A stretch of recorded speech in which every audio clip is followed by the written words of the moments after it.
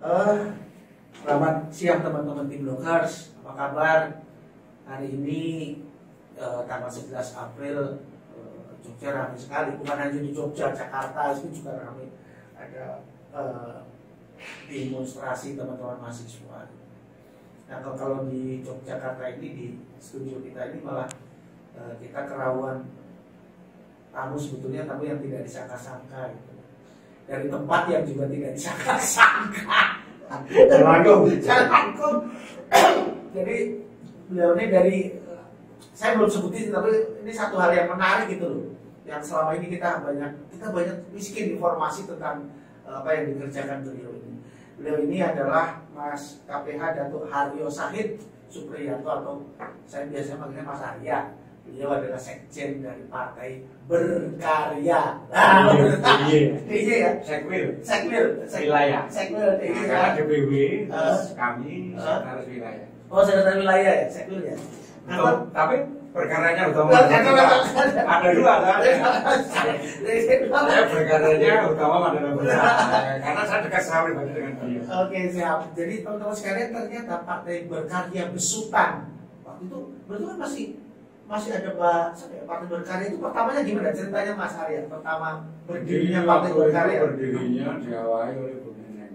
Bu Neneng Tuti, terus sekjennya Andi Picunang dari Sulawesi. Ada sekjennya, terus lolos verifikasi faktual, terus diberikan kepada Utomo Mandala Putra. Oh, udah Mas Tommy. Ketuanya Mas Tommy, terus sekjennya Mas Priyo Santoso. Terus, nah itu kan sempat gonjang ganjing ya. Karena dulu kan Mas Priyo kan juga bagian dari partai yang cukup besar ya. Gitu. Jadi begini, partai itu akan bermasalah kalau partai itu besar. Oh, gitu. Juga partai yang nggak jadi. Jadi nggak jadi dalam artian tidak ikut parlemen threshold. Gitu ya. Itu bermasalah. Iya bermasalah karena saling menyalahkan.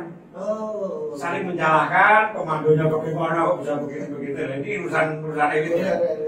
Jadi akhirnya terjadi gonjang-ganjing, mungkin merasa setelah pemilu kok diem, semua diam, tidak ada pertanggungjawaban. Ini juga sebenarnya ya masalah juga. Harusnya ada pertanggungjawaban. Ini sebuah partai. Partai itu didirikan tidak dengan mudah, sama aja. Prosesnya verifikasi faktual 2 tahun itu. Kami bersama-sama teman-teman se-Indonesia akhirnya bisa lolos, terus kami munaslup di Solo, di akhirnya memberikan kepercayaan penuh kepada Mas Tommy Soeharto untuk menjadi anggota Partai Berkarya. Mas, sebentar Mas Arya, itu alasan untuk dibentuknya, ini kan kok mendirikan Partai Berkarya itu mungkin ada satu alasan atau motivasi, atau kenapa sih Partai Berkarya itu harus ada gitu? Ini secara umum di masyarakat, bukan secara pribadi. Saya tak beda nanti. Kalau secara umum di masyarakat pada momentum 2019 ya. Sebenarnya mereka rindu dengan sosok Pak Harto. Oh, zaman merindukan kepemimpinan Pak Harto yang ya plus minus ya. Pak Harto cenderung pemerintahnya kondusif. Ekonomi terpantau dari pusat. GBHN ini ya, keamanan terpantau dari pusat. Dan masyarakat ayam tentrem menurut versinya masyarakat. Dan merindukan itu. Harapan itu diberikan kepada putra-putri dari Sendana. Yang notabene Tutun, Bu Titik Soeharto, Mas Tommy Soeharto. Kebetulan memang Mas Tommy cukup populer ya. Makanya orang ini tahun 2019 masih bisa menginginkan itu bergabung ke Partai Berkarya. Notabene Sendana, terus meneruskan perjuangan Pak Harto untuk repelita. Harapannya repelita kan, tapi bukan di lewat partai yang lama ya? Enggak. Beda, bahkan sampai Bu Titik Soeharto aja hijrah. Oh iya. Di pemilu itu hijrah ke Partai Berkaryanya Mas Tommy Soeharto. Terus beliau saat ini menjabat ketua harian. Oh, Bu Titik. Oh, ketua harian gitu. Ya, ketua harian dari Partai Berkarya. Yang versinya Mas Tommy Soeharto. Karena ada versi lain, di situ ada versinya penasihat ya waktu itu bersama-sama berjuang, cuman waktu itu pecah di Pilpres. Oh, dukungan ya? Iya, Pak Budi WR ini kan dulu ke Pak Jokowi. Oh, kalau tim kita Mas Tommy Soeharto dan Ferdinand ke Pak. Oh, terjadi perbedaan. Ya, tapi sebenarnya menurut saya itu hal biasa. Pilihan politik biasa. Yang penting partai ini sebenarnya kalau kemarin masuk parlemen threshold ya akan berbuat banyak. Enggak. Kurang apa ya? Kurang strateginya memang belum begitu matang karena partai baru. Jadi hanya mengandalkan euforia ataupun rindu dengan sosok Soeharto. Cuman kan harus disertai dengan manajemen partai yang bagus dan seluruh Indonesia itu. Pada saat itu sudah kalau kepengurusannya sudah sampai tingkat mana Mas? Pada saat Sampai kabupaten kecamatan. Kan sudah ada syarat untuk lolos ikut pemilu itu harus kalau DPW-nya, jadi DPW itu provinsi itu 75%. Oh, gitu. Dan itu pada saat itu waktu sebelum pecah dengan Pak Budi terpenuhi. Oh, solid. Lat. Dan memang sebenarnya hampir masuk. Oh iya. Hampir masuk. Kan ya, jadi hampir masuk itu nggak masuk, nggak tahu ya gimana. Aku udah berjuang, cuman ada sedikit ya biasalah. Itu Itu ya karena latar belakang orang-orang politik baru itu mesti dari politik yang lama banyak. Sekarang begini, saya ini kan berbeda-beda partai karena saya senang berpartai. Saya nggak ada target apa-apa, saya mau jadi apa, cuma tambah pengalaman. Sekarang cenderung dilihat aja. Orang yang sakit hati di dalam sebuah partai besar, cenderung kan bikin partai loh. Ideologinya sakit hati kan lucu. Jadi ada ideologi sakit hati. Iya, dari partai ini merasa tersingkir, mungkin kalah pilihan dan lain dari partai. Dari partai kan sakit hati ya kan, itu ya. Saya tanya, kalau gitu apakah partai berkarya ini ideologinya sakit hati gitu? Ya karena gitu. Bisa saja ya. Kan merasa partai berkarya ya ingin juga apa ya membangun sebuah komunitas baru. Mungkin di resimnya Pak Jokowi tidak begitu diakomodir, nggak bisa atau Mas. Ya bukan sakit hati, mungkin jadi kecewa sendiri lah. Bukan masalah gini, pembentukan partai berkarya pada saat itu sehingga Mbak Titi hijrah. Itu Mbak Titi kan hijrah dari partai yang dalam tanda petik yang besar kan Pak, yang besar oleh Pak Harto itu ke partai berkarya. Pembentukan itu karena memang beliau sakit hati dengan partai yang lama. Ya, mungkin makanya beliau mungkin beliau punya saran, punya usul dari akomodir.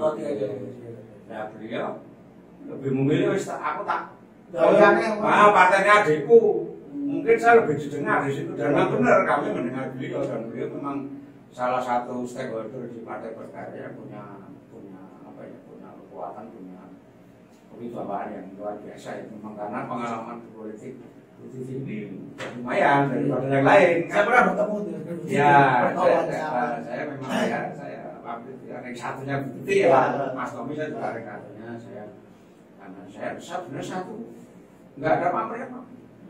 Saya seneng, aku seneng cerdak. Itu salah satu saya. Keterikatan emosional gitu. Iya, saya seneng cerdak dengan orang kedana. Dulu aku bayangkan zaman dulu saya masih PDIP, saya dulu PDIP. Oh gitu ya. Jadi zamannya Pak Suryadi PDIP saya sudah Satgas PDIP.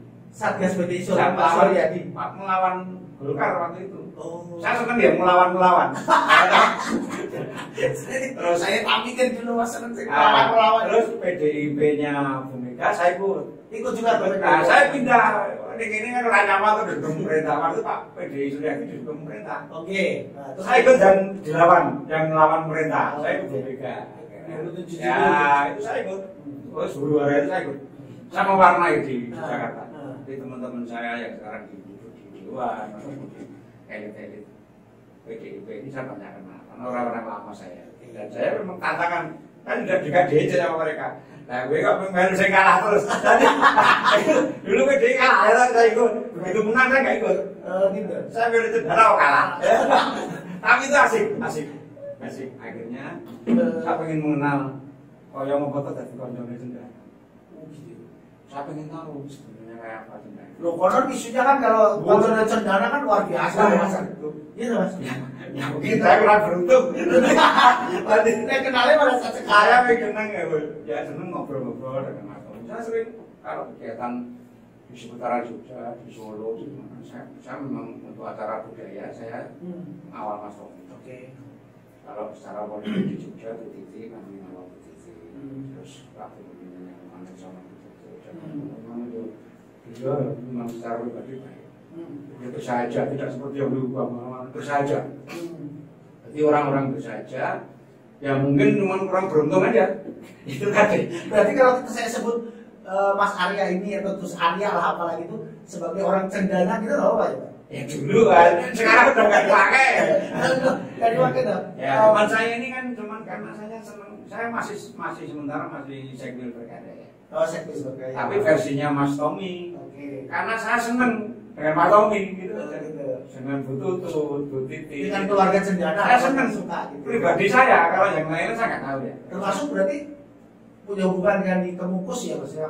Ada tempatnya, Kemuso. Terakhir, beda lagi tuh. Kemuso ya? Ya, jadi memang keluarga Kemuso ya dekat ya, kami sering adakan acara di sana, acara mengenang Pak Harto juga kami Partai Berkarya DKI mengadakan. Lumayan itu waktu konsolidasi, pengurusnya aja hampir 1.000. Pengurus itu, waktu di museum juga. Pengurusnya kan konsolidasi saya ya? Sedikit ya, di Jateng. Waktu itu Bu Titi menyatakan bergabung ke Partai Berkarya secara resmi. Jadi beliau menambahkan baju yang kemarin yang sama-sama kuning, terus bergabung di Partai Berkarya dan itu kami seneng. Jadi ada tambahan apa ya, tambahan amunisi tenaga energi.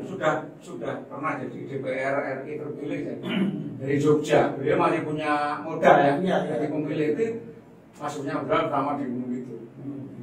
Populer.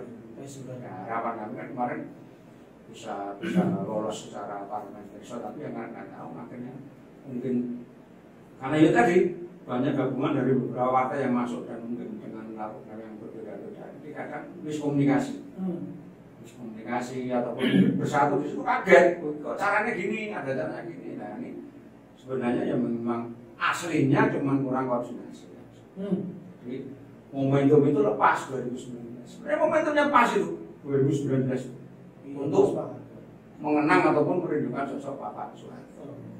Dan saya sangat apa ya? Saya sangat ikut berperan di situ karena yang sehingga dengan beberapa teman meloloskan Partai Berkarya dari semua jabatan ini bisa lolos verifikasi faktual. Dan saya kan pengurusan sampai tingkat kecamatan. Harus ada pelangnya, ada kantongnya. Kalau kantor kami waktu itu di Batu Surang Toko yang itu dekat dengan Cendana. Jadi kami terus setelah verifikasi lolos kami di kantornya di rumahnya Mbak Mami. Mami itu putrinya Pak Harto juga. Itu di Jalan Taman Siswa. Kebetulan kok nomor 7. Partai Berkarya nomor 7. Harapan kamu wong Jawa tuh pratok-pratok pitulungan. Wah iki iso gol ora. Kan itu tadi banyak faktor apa ya? Jadi banyak faktor yang mungkin miskomunikasi. Cuman momentumnya itu kalau ke depan udah semakin berat pertarungan. Ya tapi yang mudah-mudahan saya nggak tahu, mungkin saya masih di Berkarya atau tidak, kan ini kan juga di Berkarya ini sebetulnya juga demokrasi terpimpin ya. Demokrasi cuma terpimpin, memang komando itu dari itu. Kalau sekarang ini kan kemarin kan sudah gonjang-ganjing persoalan nih Partai Berkarya ini. Pertanyaan saya adalah Partai Berkarya sudah menjadi dua juga salah. Yang untuk yang tepatnya kalau katanya kubunya Pak Budi. Saya jadi batu. Terlalu asik. Iya ya. Kalau kubunya Pak Budi PR, satu lagi Mas Budi. Ya sebenarnya partai ini kan karena kita mau menyelaraskan antara strategi dan kedekatan. Kedekatan notabene ya bisa ditutup-tutupi sing kerja karo pemerintahan ya akan mendapatkan 50% keistimewaan. Walaupun nanti ditunda akhirnya mesti arahnya jelas. Ini sama si Menas. Kalau saya kalau berharap dengan Mas ini dan lain-lain Pak Sekjen Pak Budi Santoso dan Titik Soeharto ya konsolidasi. Datangi organ-organ partai ini dari provinsi sampai kabupaten, sampai kecamatan ya. Tugasnya itu partai itu kan hanya itu sebenarnya, tidak ada yang lain. Turun ke bawah, nyambangi, koordinasi, berikan ketegasan, penjelasan dan rasa ayem. Kamu kalau tetap ikut saya, gini. Itu udah pasti. Diamnya aja yo. Sampai sekarang masih bagaimana situasinya Mas Arya? Ya ini memang ada petunjuk-petunjuk dari Pak Sekjen dan Bu Titik untuk segera revisi ataupun evaluasi ataupun melengkapi kepengurusan yang mungkin sudah ada yang lepas. Tapi kalau DIY sampai tingkat kabupaten masih solid ke Mas Tony. Ya. Menurut saya. Jadi saya juga tidak meremehkan fungsi apa ke dewasaan berpolitik kamu dulu pengalaman mantan jenderal dari UPI dan dulu kan dekatnya Mas Romi lah, bingungnya di situ. Penasihat partai itu, partai baik ada sesuatu, saya nggak tahu.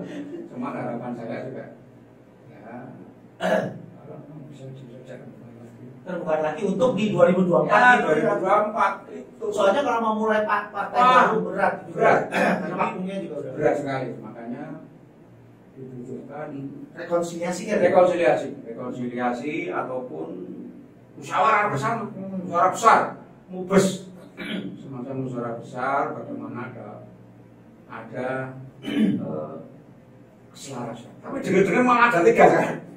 Baru ingat saya. Ada 3. Salah satu dewan pembinanya itu Pak dulu Letnan Jenderal Satu Jalan. Sendiri kan? Dulu dan Kopong. Nah, saya juga dewan pertimbangan yang pembina. Tapi ya saya nggak tahu nih yang mana yang penting kalau kami selama di situ ada Mas Romi ya kami masih. Kalau nanti nggak jalan ya saya memang mau mengundurkan diri jadi saya udah capek. Saya mau berbudaya. Jadi artinya kalau tidak ada langkah-langkah rekonsiliasi, wes rasa politik. Oh nggak perlu saya. Wes betul ya. Ada keluar. Jadi kalau ini nanti Mas Tommy juga tidak bisa lagi diizinkan untuk ikut Pilpres 2024 sudah tidak berpolitik. Saya hanya berkarir, sudah saya sama keluarganya bilang aku tak sebutin partai Cendana. Ini boleh. Kalau bisa lagi udah nggak boleh saya sama anak-anak itu saya. Rasa partai-partai yang aku sih kok waduh. Kok tenang. Itu sampai ada ya. Itu saya. Repot kaki sama. Iya, boleh tenang ya. Oh, jadi partai itu gitu. Jadi demi kepentingan, demi apa ya kadang sengaja dimiskan partai kan itu. Politik kan itu. Dan saya memang sebenarnya tidak cocok ke situ. Saya memang saya sementara ini banyak konsentrasi di bidang. Terus apa Mas Arya? Misalnya ini kalau pendapatnya Mas Tommy sendiri dengan Bu Titi itu kira-kira seperti apa dalam pandangannya Mas Arya terhadap persiapan pemilu atau terhadap partai politik yang ada akan seperti apa? Saya masuk ke Gerindra.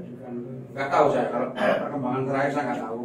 Cuma berarti kan masih ketua harian partai terkait. Ya beliau masih yakin masih bisa konsolidasi sampai tingkat daerah. Karena di Indonesia Timur juga Mas Tommy populer ya. Oke, maksud saya dengan Pak dengan kelompoknya Pak Mudi. Jadi gini, saya kembalikan tadi ada beberapa pihak yang bergabungan karena Cendana. Iya. Kan sama masih ada ya kan. Cuma ya tergerus sedikit karena juga ini bingung. Ini kubu yang satu ini mungkin juga memakai strategi untuk bisa menarik kubunya Mas Tommy dan Bu Titi yang notabene lo nyari Cendana. Mau masuk ke sana. Tapi kayaknya ya masih bisa lah kalau betul serius ke bawah konsolidasi dengan strategi yang lebih mutakhir lagi. Jadi ketua harian, ketua umum, sekjen bersama sesepuh partai konsolidasi lagi masih bisa. Jadi harapan saya ya mungkin ya sedikit, cuman ya agak bisa sedikit ya. Itu kan tidak bisa dipungkiri ya, partai itu pasti ada biayanya. Ongkos politik. Makanya kalau momentumnya tepat, ongkos politik bisa ditekan. Tapi momentumnya lepas ya, tombol akeh berat. Makanya tapi harapan saya Mas Tommy, Bu Titik, Bu Tutu, Pak Brio, Bu Santoso masih bisa konsolidasi, bisa membangun. Nah, doa saya aja ya supaya pengalaman tahun 2019 ini dikoreksi, harus diperbaiki. Jadi bahan evaluasi. Iya, harus konsolidasi. Tidak bisa hanya laporan-laporan, enggak zamannya sekarang. Sekarang ini orang anggota biasa komunikasi dengan ketua umum partai itu biasa. Jangan malah menutup diri mewakilkan orang, sampingnya semua ngomongnya lain-lain. Sekitar Mas Tommy banyak orang kok nanti ngomongnya saya lewat ini nanti beda-beda. Dan ini harus jadi pengalaman. Jadi Mas Tommy harus turun. Mau mereka seneng kalau Mas Tommy turun. Mas Tommy turun udah seneng kalau mereka itu merasa apalagi orang Jawa. Orang Jawa itu kalau udah juwong wes apa dikeke Mas. Arep juga ora gede lho utang-utang. Wah Mas Tommy anak omahku, tindak ke saya. Wah, Mas saya utang-utang ya toh. Ini pengalaman ini kadang tidak dipahami oleh para pemimpin kita. Ngomong iki Pak Jowo itu kok di sampai naik dhewe mau ketemu sama ketemu ini yang harus dicontoh. Saya tidak melihat secara politis ya. Ini memang orang Jawa yang sejati. Iya, benar. Apa yang ditiru Mas? Kepemimpinan Pak Harto juga turun mencapai kebesarannya. Tiru itu. Jangan malah memakilkan orang. Ada acara mendelegasikan. Wong yang jelek itu rawan itu. Nah itu konsolidasi. Ya, baik. Oke. Aduh, sudah tidak terasa ini kan. 20 menit sudah. Iya, ulangi. Pak nunggu kok. Terima kasih Mas Arya sudah hadir. Ada catatan penting yang saya dapatkan di sini bahwa yang pertama adalah tentang loyalitas. Ya. Kita melihat bahwa nilai loyalitas terhadap figur itu menjadi peran penting dalam militansi di sebuah partai politik. Dan contohnya saja Mas Arya ini, ya, aku punya kedekatan emosional lah, aku suka lah. Saya mengidolakan. Itu catatan yang penting.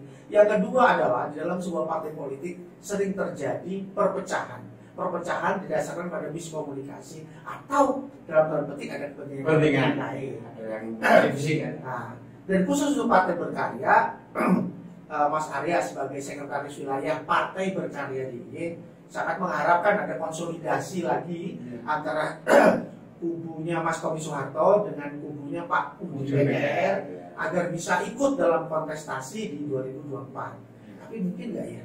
Kita tunggu jawabannya. Salam. Salam.